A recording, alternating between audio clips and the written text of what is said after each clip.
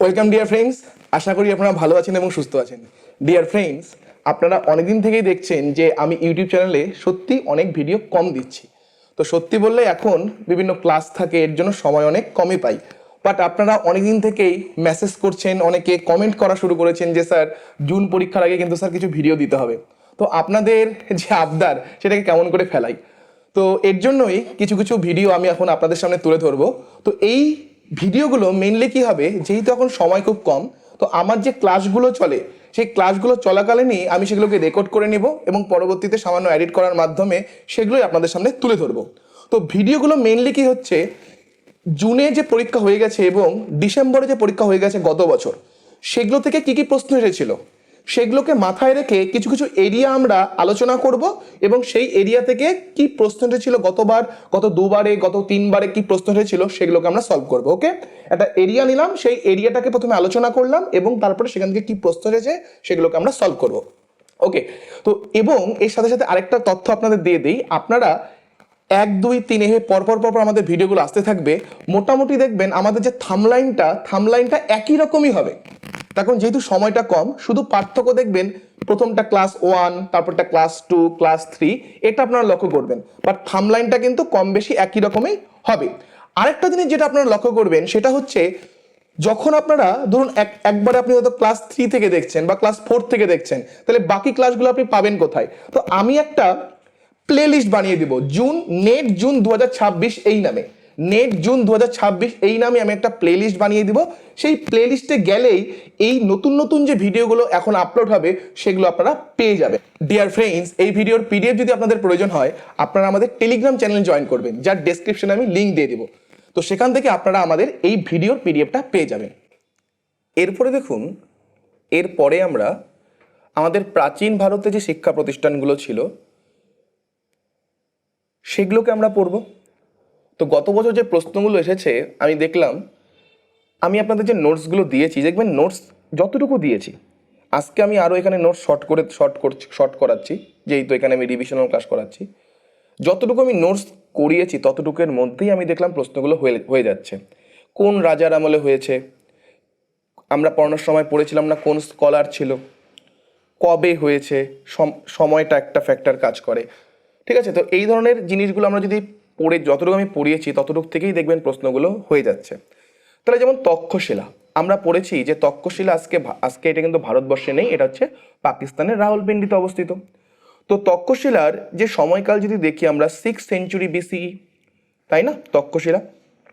তো তক্ষশিলা কিন্তু আজকে ওয়ার্ল্ড হেরিটেজ সাইট। ওকে, এটা হচ্ছে মৌর্য পিরিয়ডে ছিল তক্ষশিলা। তাহলে তক্ষশিলা যে স্কলার, সে গেছিল চাণক্য, পাণিনি, এরা ছিল, তাই তো? চাণক্য অর্থশাস্ত্র আপনারা জানেন, চাণক্য, পাণিনি, এরা হচ্ছে সেখানকার স্কলার ছিল। দেখবেন এগুলো থেকে কত প্রশ্ন। এরপরে নালন্দা পড়েছিলাম। নালন্দা হচ্ছে বর্তমানের বিহারে অবস্থিত। নালন্দা হচ্ছে ইউনেস্কো হেরিটেজ সাইটের মর্যাদা পেয়েছে। তাহলে নালন্দা পড়তে গিয়ে আমি বলেছিলাম, দেখুন নালন্দা হচ্ছে রুলারকে Gupta period. Nalanda was established during the Gupta period, mainly under the patronage of Kumaragupta. তাহলে গুপ্ত পিরিয়ডে হয় এবং ফ্লারিশড হয় কবে? গুপ্ত, হর্ষবর্ধন এবং পাল কিংসের সময় ওটা ফ্লারিশ হয়। এটাকে ধ্বংস করেছিল বখতিয়ার খিলজি, আপনারা জানেন। এবার নালন্দা পড়তে গিয়ে দেখুন স্কলারগুলো কে কে ছিল, দেখুন হিয়েনসাং, খুব নামকরা স্কলার। বলেছিলাম নাগার্জুন, শিলভদ্র, আর্যভট্ট, এরা হচ্ছে স্কলার ছিল। দেখবেন এখান থেকে প্রশ্ন এসেছে।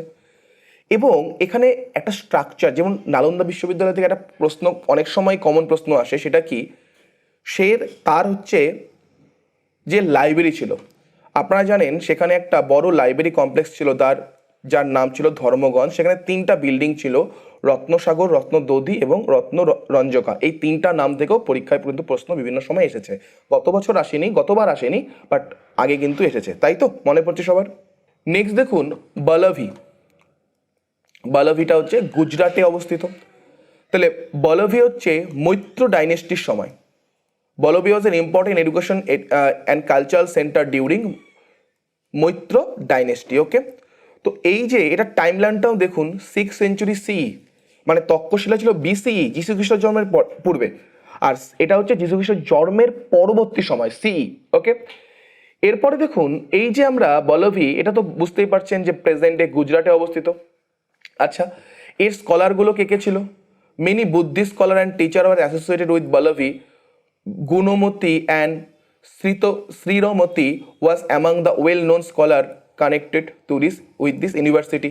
ওকে, এবার এরপরে ছিল বিক্রমশিলা। দেখুন বিক্রমশিলা কার সময় এটা ফাউন্ড হয়? কিং ধর্মপাল। দেখবেন এখান থেকে ডাইরেক্ট প্রশ্ন রয়েছে, এগুলো আমি কি নোটে পড়াইনি আপনাদের? দেখবেন এখান থেকে ডাইরেক্ট প্রশ্ন দিয়েছে। পাল ডাইনেস্টি, পাল বংশের কিং ধর্মপাল এটাকে তৈরি করে। তাহলে বিক্রমশিলা যদি দেখতে চাই তাহলে এটাও কি আজকের দিনে যে বিহার, সে বিহারে অবস্থিত বিক্রমশিলা। ওকে, তাহলে এই যে বিক্রমশিলা এটা কি তান্ত্রিক বুদ্ধিজমের জন্য বিখ্যাত ছিল, তান্ত্রিক বুদ্ধিজমের জন্য বিখ্যাত ছিল, পড়িয়েছি। ওকে, এবার এই যে বিক্রমশিলা স্কলারগুলো দেখুন, অতীশ দীপঙ্কর নাম করা স্কলার ছিল, পড়ানোর সময় বারবার পড়িয়েছি। ওকে, এরপরে ছিল মিথিলা বিহার এবং কিছু পার্ট তার নেপালেও রয়েছে। মিথিলা হচ্ছে ন্যায়া ফিলোসফির জন্য বিখ্যাত ছিল মিথিলা, তাই তো? নব্য ন্যায়া দিয়েছিল মিথিলাতে। তাহলে এইখানে ফেমাস স্কলার যেমন গার্গী, মৈত্রী, বিশ্বপতি মিশ্র, এরা ছিল কি, এরা ছিল এখানকার ফেমাস স্কলার। ওকে, এরপরে অদন্তপুরী পড়িয়েছি। অদন্তপুরী দেখুন, Odantapuri was one of the famous ancient Buddhist universities of India. It was an important centre of higher learning. এটা পাল ডাইনেস্টির সময় এটা হয়েছিল, ঠিক আছে? পাল ডাইনেস্টির সময় অদন্তপুরী। তাহলে দেখুন অদন্তপুরীর ফাউন্ডারকে পাল ডাইনেস্টি থেকে গোপাল। আগেরটা কে ছিল? আগেরটা দেখুন যখন আমরা পড়লাম বিক্রমশিলাতে কে ছিল? এটা হচ্ছে ধর্মপাল ছিল, কিং ধর্মপাল। আর অদন্তপুরীতে কে আসলো? গোপাল আসলো। ওকে, তাহলে এখানে ফেমাস স্কলার যদি দেখি, famous scholar many Buddhist monks and scholar studied and taught Odantapuri. Tibetan scholar are also associated with this university. Okay, এরপরে ছিল সমপুরা। তাহলে সমপুরা যদি আমরা লক্ষ্য করি কি বলেছে, সমপুরা was one of the greatest Buddhist learning center of ancient India. It was established during the Pal dynasty. দেখুন পাল ডাইনেস্টির সময় ছিল এটাও। ওকে, তাহলে এই যে সামাপুরা ছিল, এটার লোকেশন কোথায়? লোকেশন যদি দেখি, এটা আজকে নওগাঁ ডিস্ট্রিক্ট, বাংলাদেশের নওগাঁ ডিস্ট্রিক্টের সামাপুরা। ওকে, তাহলে এখানে কি কি পড়ানো হতো অলরেডি দেওয়া আছে এখানে। দেখুন অতীশ দীপঙ্কর এখানে ওরও স্কলার ছিল, অতীশ দীপঙ্কর এখানকারেরও স্কলার ছিল। এরপরে ছিল আমাদের নদিয়া, আমাদের পশ্চিমবঙ্গের নদিয়া।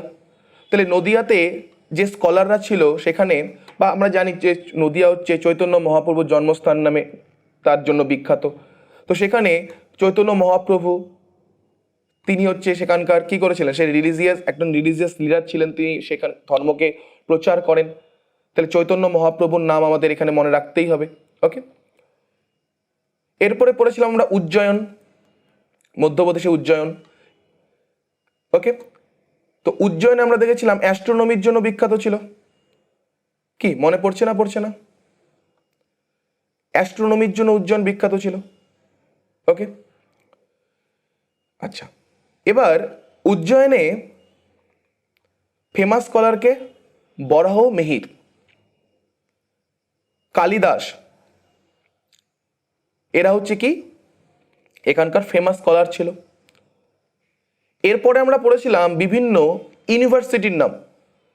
আমাদের প্রাচীন ভারত না, মেইনলি হচ্ছে কলোনিয়াল পিরিয়ডে বিভিন্ন বড় বড় ইউনিভার্সিটি যেগুলো ছিল, যেগুলো নাম করা ইউনিভার্সিটি, যেমন ক্যালকাটা আলিয়া মাদ্রাসা, ক্যালকাটা মাদ্রাসা। এটা হচ্ছে যদি আমরা দেখি যে এই জায়গাগুলো থেকে কী কী পড়তে বলেছিলাম, আমি বলেছিলাম যে কবে স্থাপন হয় এবং মেন কোথায় এটা স্থাপন হয়েছিল, এবং আরেকটা জিনিস পড়তে বলেছিলাম এর অ্যালামনিগুলো কে ছিল, মনে পড়ছে? পরীক্ষা দেবেন এতটুকু জানলেই আপনি প্রশ্ন সলভ করতে পারছেন। ওকে, এরপরে আমরা বেনারস সংস্কৃত ইউনিভার্সিটি, সেটা ছিল যেমন 1791 সালে। তো এখানে কে এর অ্যালামনি ছিল, নামগুলো একবার দেখবেন। আমি বারবার পড়ানোর সময় এগুলো বলেছি যে পার্টিকুলার কোন জায়গাগুলো আমাদের পড়তে হবে। যেমন শ্রীরামপুর মিশন, আমরা দেখলাম যে শ্রীরামপুর শ্রীরামপুর মিশন। শ্রীরামপুর মিশন হয়েছিল 1799, তবে শ্রীরামপুর প্রেস হয় 1800 সালে। আর শ্রীরামপুর কলেজ যদি বলে, শ্রীরামপুর কলেজ হচ্ছে 1818। ওকে, এরকমই আছে হিন্দু কলেজ, যেটা পরবর্তীতে প্রেসিডেন্সি কলেজ হয়। তাহলে এখানে আমরা দেখেছি নেতাজি সুভাষচন্দ্র বোস, অমর্ত্য সেন, ঈশ্বরচন্দ্র বিদ্যাসাগর, এরাও এখানকার স্কলার ছিল।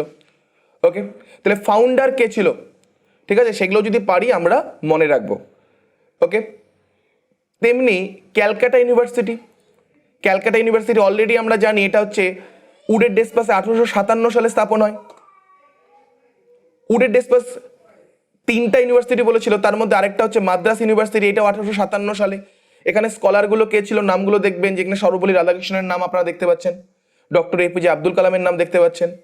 তেমনি আরেকটা ইউনিভার্সিটি হচ্ছে উডের ডেসপাসে হয়েছিল বোম্বে ইউনিভার্সিটি। ওকে, সেখানে আমি ফেমাস কে অ্যালামনিগুলো রয়েছে তাদের নাম তখনই পড়িয়েছি, এর আগের ক্লাসে পড়িয়েছি। আলিগড় মুসলিম ইউনিভার্সিটি, এটা আপনারা জানেন 1920 সালে হয়, বাট এটা প্রথমে 1875 সালে অ্যাংলো ওরিয়েন্টাল কলেজ নামে ছিল 1875 সালে, বাট এটাকে পরবর্তীতে নাম চেঞ্জ করে 1920 সালে আলিগড় মুসলিম ইউনিভার্সিটি করা হয়। তাহলে সেখানে কি করা হয়েছিল, মুসলিম ইউনিভার্সিটির এর যে লক্ষ্যটা ছিল যে মুসলিম শিক্ষাকে মডার্নাইজ করা। ওকে, এরপরে ছিল বেনারস হিন্দু ইউনিভার্সিটি 1916। ওকে, উত্তরপ্রদেশের বেনারসে এটা অবস্থিত। তারপরে পড়েছিলাম বিশ্বভারতী ইউনিভার্সিটি, আমাদের কবিগুরু রবীন্দ্রনাথ ঠাকুরের 1921 সালে হয়। আমরা পড়েছিলাম 1951 সালে এটাকে সেন্ট্রাল ইউনিভার্সিটির মর্যাদা দেওয়া হয়। তাহলে বিশ্বভারতী, এটা আমরা পড়েছিলাম যে ওয়েস্টার্ন কালচার এবং ভারতীয় কালচার দুটোকে একটা জায়গায় নিয়ে আসার চেষ্টা করেছিলেন কবিগুরু রবীন্দ্রনাথ ঠাকুর। তাহলে ফেমাস অ্যালামনি কারা ছিলেন সেটা আমরা দেখতে পাই। কবিগুরুর ইচ্ছা কি ছিল, যে শহরের কোলাহল থেকে দূরে সরে প্রকৃতির কোলে শিক্ষা, শহরের যে চিল্লাহাল্লা সেটা থাকবে না, তার জন্য তিনি শহর থেকে বাইরে একটা ইউনিভার্সিটি তৈরি করেন, বিশ্বভারতী। ওকে, বা শান্তিনিকেতন। এরপরে আমরা দিল্লি ইউনিভার্সিটি, বিভিন্ন সময় আমরা যখন স্যাডলার কমিশন পড়েছি তখন দেখেছি স্যাডলার কমিশনের রেকমেন্ডেশনে দিল্লি ইউনিভার্সিটি হয় 1922 সালে। তাহলে এখানে ফেমাস অ্যালামনি কারা ছিল একবার দেখুন, অমিতাভ বচ্চন, শিলা দীক্ষিত দিল্লির প্রাক্তন সিএম ছিলেন, অরুণ জেটলি আমাদের ভারতবর্ষের অর্থমন্ত্রী ছিলেন, শশী থারুর, কিরণ বেদি, এরা। জামিয়া মিলিয়া 1920 সাল।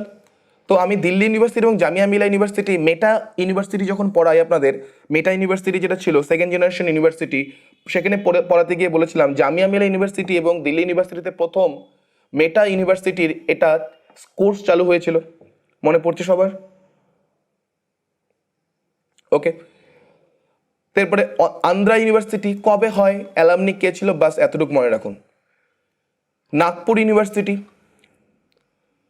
ইউনিভার্সিটি অফ লখনৌ 1921 সাল, এটাও আপনারা জানেন স্যাডলার কমিশন বা ক্যালকাটা ইউনিভার্সিটি কমিশন তার রিকমেন্ডেশনেই তৈরি হয়েছিল এগুলো।